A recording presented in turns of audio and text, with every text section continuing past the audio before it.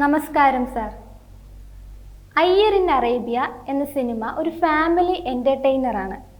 അപ്പോൾ താങ്കൾ എങ്ങനെയാണ് ഈ സിനിമയുടെ കഥയിലേക്ക് എത്തിച്ചേർന്നത്?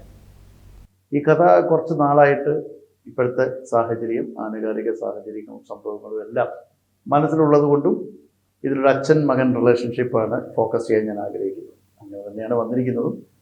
കൂടുതലും ഫാമിലി ഓഡിയൻസിനാണ് ഈ സിനിമ കണക്റ്റ് ആവുന്നത്. അയ്യർ എന്ന കഥാപാത്രമായാണ് മുകേഷ് ഈ സിനിമയിൽ എത്തുന്നത്.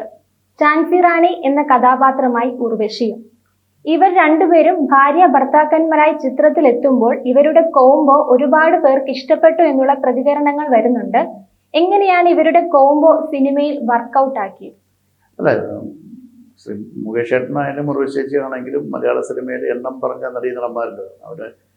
അവരുടെ ടൈമിങ് പ്രത്യേകിച്ച് മറ്റു താരങ്ങളെക്കാരും കുറച്ചും കൂടിയൊക്കെ വളരെ മനോഹരമായി അവരുടെ ഒരു കോംബോയിൽ അല്ലെങ്കിൽ അവർ തമ്മിലുള്ള അഭിനയിക്കുമ്പോഴുള്ള കെമിസ്ട്രിയൊക്കെ നന്നായിട്ട് ഉപയോഗപ്പെടുത്താൻ എനിക്ക് കഴിയുമെന്നാണ് വിശ്വാസം. കാര്യം അവരുടെ കോംബോ ആണ് ജനങ്ങൾ ഏറ്റെടുത്തിരിക്കുന്നത്. ഇത് തീർച്ചയായിട്ടും അയ്യരുടെയും ഝാൻസി റാണിയുടെയും കഥ തന്നെയാണ്. അതുകൊണ്ട് അവരെ ഫിക്സ് ചെയ്യുമ്പോൾ തന്നെ എനിക്ക് വ്യക്തമായ ധാരണയുണ്ടായിരുന്നു ഈ കഥാപാത്രങ്ങൾ ഇങ്ങനെ ആയിരിക്കും. അതുപോലെ അവരെ ആ കഥാപാത്രങ്ങളെ മനോഹരമായി അവതരിപ്പിക്കാൻ ഈ രണ്ടുപേർക്ക് കഴിഞ്ഞെന്നുള്ളതാണ് സത്യം. ധ്യാൻ ശ്രീനിവാസനും മുകേഷും അച്ഛനും മകനുമായാണ് ഈ സിനിമയിൽ എത്തുന്നത്. നമ്മൾ ജീവിതത്തിലാണെങ്കിലും സിനിമകളിലാണെങ്കിലും നോക്കുമ്പോൾ ആൺകുട്ടികൾ പലപ്പോഴും അച്ഛന്മാരോട് അല്പം അകന്നു നിൽക്കുന്ന ഒരു ബന്ധം ആണ് ആൺകുട്ടികളും അച്ഛന്മാരുമായിട്ടുള്ളത്. അപ്പോൾ ഈ സിനിമയിൽ അച്ഛൻ മകൻ ബന്ധത്തിൻ്റെ സ്വാഭാവികതകൾ എടുത്തു കാട്ടാൻ ശ്രമിച്ചിട്ടുണ്ടോ? എങ്ങനെയാണ്, അതൊന്ന് പറയുമോ? അല്ല, ഇത് തീർച്ചയായിട്ടും ഈ സിനിമയിൽ ഞാൻ ഫോക്കസ് ചെയ്യുന്നത് അച്ഛനും മകനും തമ്മിലുള്ള റിലേഷൻഷിപ്പാണ്. അപ്പോൾ എല്ലാ ആൺമക്കളോടും പിതാക്കന്മാർക്ക് അച്ഛന്മാർക്കും ഒരു പൊസസീവ്നെസ് ഉണ്ടാകും. അത് പുറത്ത് കാണിക്കരുത്, ഈ പറഞ്ഞ എനിക്കുൾപ്പെടെ. അപ്പോൾ അത് ശ്രീനിവാസ് അയ്യർക്കും ഉണ്ട്. രാഹുൽ എന്ന അദ്ദേഹത്തിൻ്റെ മകൻ്റെ കഥാപാത്രം ചെയ്ത ധ്യാൻ ശ്രീനിവാസനോട് തീർച്ചയായിട്ടും അവർ തമ്മിലുള്ള ഒരു റിലേഷൻഷിപ്പിനെ ഞാൻ അതിൻ്റെ സ്വാഭാവിക പ്രക്രിയ കൊണ്ട് അടയാളപ്പെടുത്താൻ ശ്രമിച്ചിട്ടുണ്ട്. ഝാൻസി റാണി എന്ന പേര് ചരിത്രപരമായി നോക്കുമ്പോൾ അതൊരു ധീര വനിതയുടെ പേരാണ്. എന്തുകൊണ്ടാണ് ഉർവശിയുടെ കഥാപാത്രത്തിന് സിനിമയിൽ ഇത്തരത്തിലൊരു പേര് തിരഞ്ഞെടുത്തത്?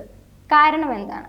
ബോൾഡായിട്ട് ചില കാര്യങ്ങൾ ഈ സിനിമയിലൂടെ പറയാൻ ഞാൻ ശ്രമിച്ചിട്ടുണ്ട്. അത് ഝാൻസി റാണിയിലൂടെയാണ് പറയാൻ ആഗ്രഹിച്ചതും. അതുമാത്രമല്ല, ചില തിരുത്തലുകൾ സമൂഹത്തിൽ ആവശ്യമുണ്ടെങ്കിൽ അത് സ്ത്രീകളിലൂടെ പറയണം എന്നും ഞാൻ ഉറച്ചു വിശ്വസിക്കുന്നു. ഝാൻസി റാണി ശങ്കുണ്ണി നായർ എന്ന് പറഞ്ഞ ഒരു ചരിത്ര ഗവേഷകൻ്റെ മകളാണ്, ഒരു ചരിത്ര അധ്യാപിക കൂടിയാണ്. അപ്പം ശങ്കുണ്ണി നായരാണ് മകൾക്ക് ഝാൻസി റാണി എന്ന പേര് കൊടുത്തത്. അപ്പോൾ ഝാൻസി റാണി ധീരവനിത തന്നെയാണ്. സിനിമയിലും ഉർവശി ചെയ്ത ഈ കഥാപാത്രത്തിന് അങ്ങനെ തന്നെയാണ് നമ്മൾ രൂപപ്പെടുത്തിയിരിക്കുന്നത്. അതെല്ലാം ഒരു ഹ്യൂമറിൻ്റെ വെമ്പോടിലൂടെയാണ് ചെയ്തിരിക്കുന്നത്. താങ്കളുടെ സിനിമയ്ക്കെതിരെ സംഘപരിവാർ ആക്രമണങ്ങൾ നടത്തുന്നതായി റിപ്പോർട്ടുകൾ വരുന്നുണ്ട്. അപ്പോൾ സിനിമയുടെ സംവിധായകൻ എന്ന നിലയിൽ ഇത്തരത്തിലുള്ള ആക്രമണങ്ങളോട് താങ്കളുടെ പ്രതികരണം എങ്ങനെയാണ്? സിനിമയായിട്ട് കാണാം. അപ്പോൾ തീർച്ചയായിട്ടും കലയും രാഷ്ട്രീയവും മതവുമൊക്കെ ഒരിക്കലും കൂട്ടിച്ചേർക്കാൻ പാടില്ല എന്നുള്ള വിശ്വാസമാണ്. എത്രയോ പ്രൊപ്പഗാൻഡ സിനിമകൾ സംഘപരിവാറുകാർ ഇവിടെ ഇറക്കിയിട്ടുണ്ട്. നമ്മളതിനെതിരായിട്ടൊരു അഭിപ്രായം പോലും പറഞ്ഞിട്ടില്ല. ഞാൻ ഫേസ്ബുക്കിലും ഒക്കെ സജീവമായിട്ടുള്ള ആളാണ്. ഒരിടത്ത് പോലും അത്തരം പ്രൊപ്പഗാൻഡ സിനിമയ്ക്കെതിരെ ഞാനൊരു വാക്കുപോലും പറഞ്ഞിട്ടില്ല. അതൊക്കെ ഓരോരുത്തരുടെ വ്യക്തിപരമായ താല്പര്യം. ഇവിടെ അങ്ങനെ ആരെയും പേഴ്സണലായിട്ട് അറ്റാക്ക് ചെയ്യാനൊന്നും ഞാൻ ശ്രമിച്ചിട്ടില്ല. ശ്രീനിവാസ് അയ്യർ അങ്ങനെയാണ്, അങ്ങനത്തെ ഒരു റൈറ്റ് വിങ് ആശയങ്ങളോട് താതാത്മ്യപ്പെടുന്ന ഒരാളാണ്. എൻ്റെ കഥാപാത്രം അതാണ്. അപ്പോൾ അദ്ദേഹത്തിന് കാണിക്കുന്ന കാര്യങ്ങൾ, അദ്ദേഹത്തിൻ്റെ കൂടെ നിൽക്കുന്നവർ, ഇതൊക്കെ സമൂഹത്തിൻ്റെ ഒരു പരിച്ഛേദം തന്നെയാണ്. ഇങ്ങനെയൊക്കെ ഉള്ള ആളുകൾ ഈ സമൂഹത്തിലുണ്ടല്ലോ. അപ്പോൾ അങ്ങനെ ആരെയും ടാർഗറ്റ് ചെയ്തിട്ടുണ്ടല്ലോ. അങ്ങനെയാണെങ്കിൽ ഞാൻ മറ്റ് വിഭാഗക്കാരെ, ഇപ്പോൾ മറ്റു ഇതര സമുദായത്തിലുള്ള ആളുകളുടെ കാര്യങ്ങൾ ഞാൻ കാണിച്ചിട്ടുണ്ടല്ലോ. അതിനെപ്പറ്റി എന്താണ് പറയുന്നത്? അതൊരു വിമർശനം, ഒരു സറ്റയർ അല്ലെങ്കിൽ സർക്കാസം എന്നല്ലാതെ അതിൻ്റെ അപ്പുറത്തേക്കൊന്നുമില്ല. ഇങ്ങനെയാണ്, മാനവികതയാണ് വലുത്, അല്ലാതെ മതമൊന്നുമല്ല എന്നുള്ളതൊരു മഹത്തായ സന്ദേശം കൊടുക്കാൻ ഞാൻ ശ്രമിച്ചിട്ടുണ്ട്. കാര്യം ഇന്നിൻ്റെ രാഷ്ട്രീയമല്ലല്ലോ ഞാൻ സംസാരിക്കുന്നത്, ഇന്നിൻ്റെ കാലഘട്ടത്തെ രാഷ്ട്രീയമല്ലേ ഞാൻ സംസാരിക്കുന്നത്. ആ രാഷ്ട്രീയത്തിൻ്റെ എല്ലാം വളരെ ഹ്യൂമറസ് ആയിട്ടേ ഞാൻ പറഞ്ഞിട്ടുള്ളൂ. ഇത് യു സർട്ടിഫിക്കറ്റ് സെൻസർ കിട്ടിയ സിനിമയാണ്. അതിന് ഇവരിങ്ങനെ ഹാലിളകുന്നത് എന്താണെന്ന് എനിക്ക് മനസ്സിലാവുന്നില്ല. താങ്കൾ പല സാമൂഹിക പ്രശ്നങ്ങളിലും ഇടപെടുന്ന വ്യക്തിയാണല്ലോ.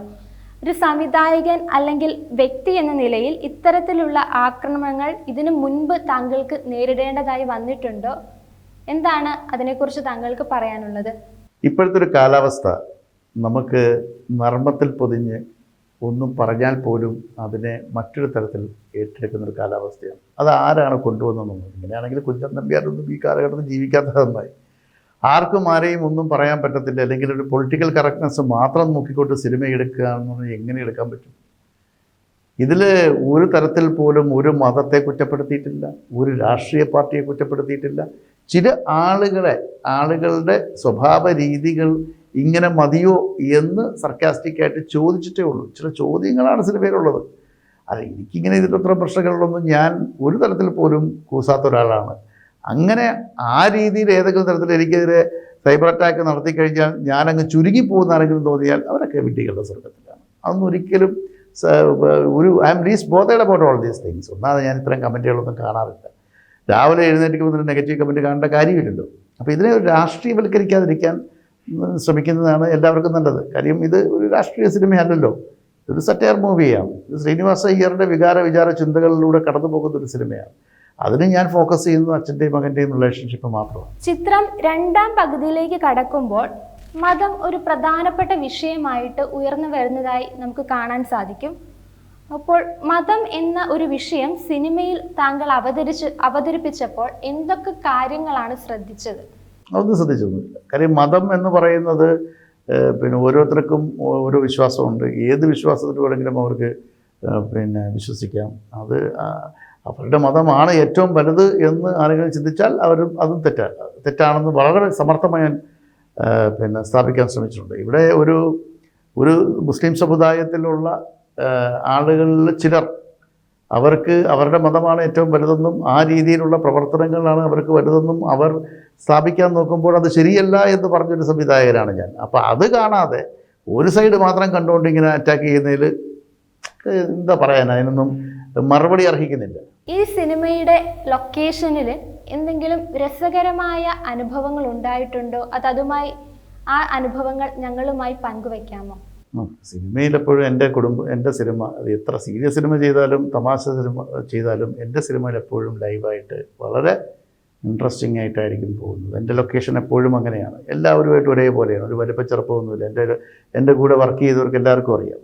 ആത്മാർത്ഥമായി എൻ്റെ കൂടെ വർക്ക് ചെയ്യുന്നവരെപ്പോഴും എല്ലാവരെയും ഞാൻ ചേർത്ത് പിടിച്ചിട്ടുണ്ട്. 1, 2, 3 പേര് അതിനെതിരായിട്ട് നിൽക്കുന്നവരെയൊക്കെ ഞാൻ അകറ്റി നിർത്തിയിട്ടുമുണ്ട്. അപ്പോൾ സിനിമയുടെ ലൊക്കേഷനിൽ എപ്പോഴും രസകരമായ സമയം, ഒരെണ്ണം മാത്രമായിട്ട് ഓർത്തെടുക്കാനൊന്നും പറ്റില്ലല്ലോ. സാമൂഹിക പ്രാധാന്യമുള്ള വിഷയങ്ങൾ സിനിമകളിൽ പ്രമേയമായി വരുമ്പോൾ എന്തൊക്കെ കാര്യങ്ങളാണ് സംവിധായകൻ എന്ന നിലയിൽ താങ്കൾ ശ്രദ്ധിക്കുന്നത്? അതുപോലെ തന്നെ എല്ലാ കാഴ്ചക്കാരെയും സംതൃപ്തിപ്പെടുത്താൻ താങ്കൾ ശ്രമിക്കാറുണ്ടോ? അത് ആ ഒരു കാലഘട്ടത്തിൽ ഞാനത് ചെയ്തിരുന്നു. പകലും മുഴുവൻ നഗരം മുതലുള്ള സിനിമകൾ വൈരമൊക്കെ ആ കാലഘട്ടത്തിൽ. ഇപ്പോൾ അയ്യരിൽ അതല്ലല്ലോ. അയ്യരിലൊരു സർക്കാസം അല്ലോ. ഞാൻ ആ പുതിയ ജോണറിലേക്ക് ഞാൻ മാറിക്കഴിഞ്ഞല്ലോ. അപ്പോൾ അങ്ങനെ ഒരു സാമൂഹ്യ പ്രതിബദ്ധതയുള്ള സിനിമകളൊന്നും ഇനി ചെയ്യുന്നില്ല. ഞാൻ ചെയ്യുന്ന സിനിമകൾ ഇപ്പോൾ അയ്യറിൽ ഒരു ഹ്യൂമറസ് ആയിട്ട് ചില കാര്യങ്ങൾ പറയാൻ, ചില വിഷയങ്ങൾ, ഒരു അച്ഛൻ മകൻ റിലേഷൻഷിപ്പാണ്, ഒരു ഫാമിലി സിനിമയാണ്. ഇതൊരു 2K കിഡ്സിന് വേണ്ടിയുള്ള സിനിമയല്ല. അത് പറയാൻ എനിക്ക് ധൈര്യത്തോടെ എനിക്ക് പറയാൻ പറ്റും. എത്ര പേർക്ക് അങ്ങനെ പറയാൻ പറ്റുമെന്ന് എനിക്കറിയത്തില്ല. ഒരു ഫാമിലി എൻ്റർടൈനർ മാത്രമാണ്. ഞാൻ ആ ഫാമിലി ഓഡിയൻസിനെ ഫോക്കസ് ചെയ്ത് മാത്രം ഈ സിനിമ ചെയ്തിട്ടുള്ളൂ. പക്ഷേ അടുത്ത സിനിമ ഒരു ഇൻവെസ്റ്റിഗേഷൻ ജോണറാണ്. എൻ്റർലി ഡിഫറെൻ്റ് ആയിട്ടുള്ള പാത്രം. തിയേറ്ററിൽ തന്നെ പോയി ഈ സിനിമ കാണുക. എല്ലാവിധ അഭിപ്രായങ്ങളെയും സ്വാഗതം ചെയ്യുന്നു. അത് ക്രിയാത്മകമായ വിമർശനത്തെയും ഞാൻ സ്വാഗതം ചെയ്യുന്നു. ഞാൻ വിജയങ്ങളിൽ ഒരുപാട് സന്തോഷിക്കുകയും പരാജയത്തിൽ ദുഃഖിക്കുകയും ചെയ്യുന്നൊരു വ്യക്തിയല്ല. രണ്ടും ഒരുപോലെ കൊണ്ടുവരാൻ ആഗ്രഹിക്കുന്നത്. പ്രിയപ്പെട്ട പ്രേക്ഷകരോട്, പ്രത്യേകിച്ച് കുടുംബ പ്രേക്ഷകരോട്, നിങ്ങൾ ഈ സിനിമ കാണണം. ഈ സിനിമ കണ്ട് ഏതെങ്കിലും തരത്തിൽ നിങ്ങളെ അത് കണക്റ്റ് ചെയ്തിട്ടില്ല എങ്കിൽ നിങ്ങൾക്ക് ധൈര്യമായിട്ട് എന്നെ വിമർശിക്കാം. ആ വിമർശനത്തിനെ ഞാൻ ഉൾക്കൊള്ളും.